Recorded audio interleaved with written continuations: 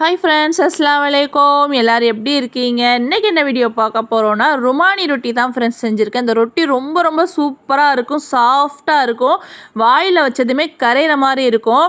நான் இடையில ருமானி ரொட்டி செஞ்சு நான் ஷார்ட் போட்டிருந்தேன். அதில் எல்லாருமே பார்த்துட்டு எப்படி செஞ்சீங்க அப்படின்னு எல்லாருமே கேட்டுகிட்டே இருந்தீங்க. எனக்கு ரொட்டியே பிடிக்காது, நெஞ்ச கரிக்கும், வாயில் வச்சு மெல்ல முடியாது, பல்லெல்லாம் வலிக்கும் அப்படின்னு சொல்கிறவங்களுக்கு கூட இந்த ருமானி ரொட்டியை செஞ்சு கொடுத்தீங்கன்னா வாயில் வச்சதுமே கரையிற மாதிரி இருக்கும், அவ்வளோ சாஃப்டாக இருக்கும். இதை பிடிக்காதுன்னு யாருமே சொல்ல மாட்டாங்க. வாங்க எப்படி செய்யலாங்கிறத பார்க்கலாம்.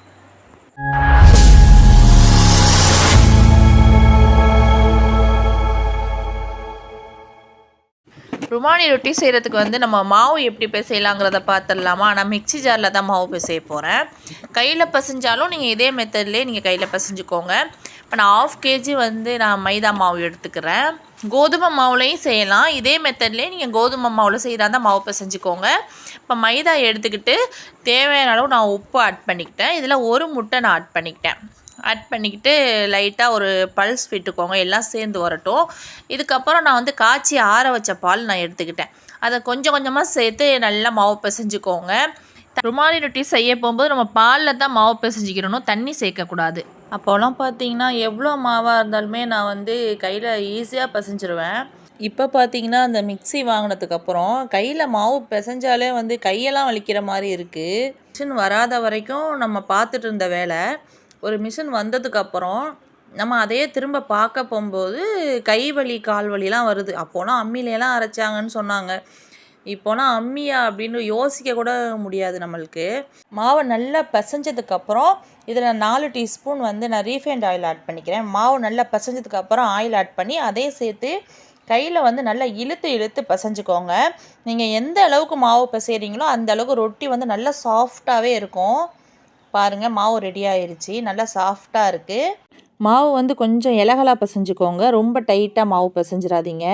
இப்போ பாருங்கள், மாவு சூப்பராக ரெடி ஆயிடுச்சு. இதே போல் கையிலையும் பிசைஞ்சு வச்சுக்கிட்டு மேலே ஆயில் அப்ளை பண்ணிக்கோங்க.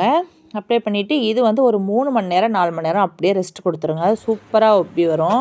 ருமானி ரொட்டி செஞ்சு நான் தந்தூரி சிக்கன் தான் நான் ரெடி பண்ண போகிறேன். இதுக்கு நான் காலையிலேயே சிக்கன் வாங்கி நான் மசாலாலாம் தடவி ஃப்ரிட்ஜில் எடுத்து வச்சுட்டேன். இது மினிமம் 5 மணி நேரமாச்சும் நமக்கு மசாலா தடவி ஃப்ரிட்ஜில் இருந்தால் தான் நீங்கள் காலையில் ரெடி பண்ணலன்னா கூட நைட்டே ரெடி பண்ணி வச்சுட்டு மறுநாள் எப்போ செய்கிறீங்களோ, காலையிலன்னு இல்லை, நைட்டு செஞ்சால் கூட எந்த அளவுக்கு நமக்கு மசாலா இருக்குதோ அந்த அளவுக்கு அந்த சிக்கன் நல்லா ஊறி சூப்பராக இருக்கும்.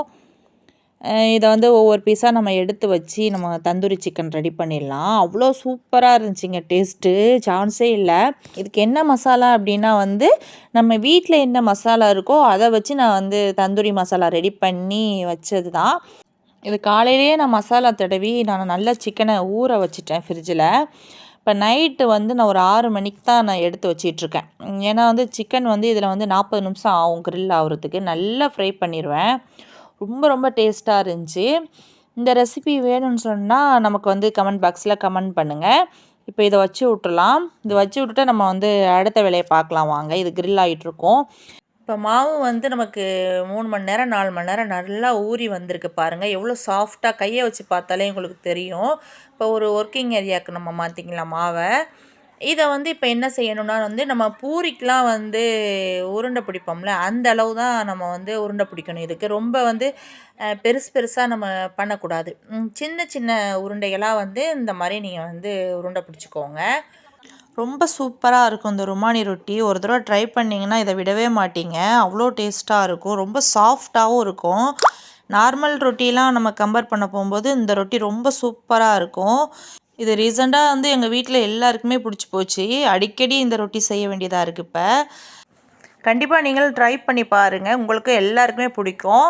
இதுக்கு ஆயிலெலாம் நம்ம அதிகம் ஆட் பண்ண வேண்டியதில்லை, ரொம்ப சூப்பராக இருக்கும். இதே போல் நீங்கள் எல்லாமே உருண்டை பிடிச்சி வச்சுக்கோங்க. சிக்கன் க்ரில் ஆகிட்டுருக்கு. வீடே என்னமோ ஹோட்டலில் இருக்கிற மாதிரி இருக்குது, அந்தளவுக்கு சரியான ஸ்மெல்லு, ரொம்ப சூப்பராகவே இருக்குது. 2 உருண்டையும் நம்ம எடுத்து வச்சாச்சு. ஃபஸ்ட்டு கொஞ்சம் கொஞ்சமாக மாவு போட்டு ஒரு பீஸ் இந்த மாதிரி இந்தளவு நீங்கள் வளர்த்தா போதும். அதே போல் இன்னொன்னே எடுத்து இந்த மாதிரி வளர்த்துக்கோங்க.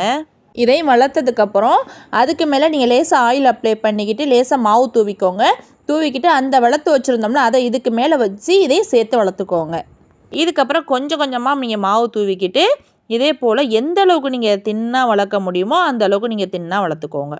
நைஸாக இடையிலலாம் நமக்கு கிராக் கொழுவாமல் இதே போல் வளர்த்துக்கோங்க. நம்ம உள்ள ஆயில் அப்ளை பண்ணியிருக்கிறதுனால நமக்கு வந்து ஈஸியாக நமக்கு வளர்க்க வரும்.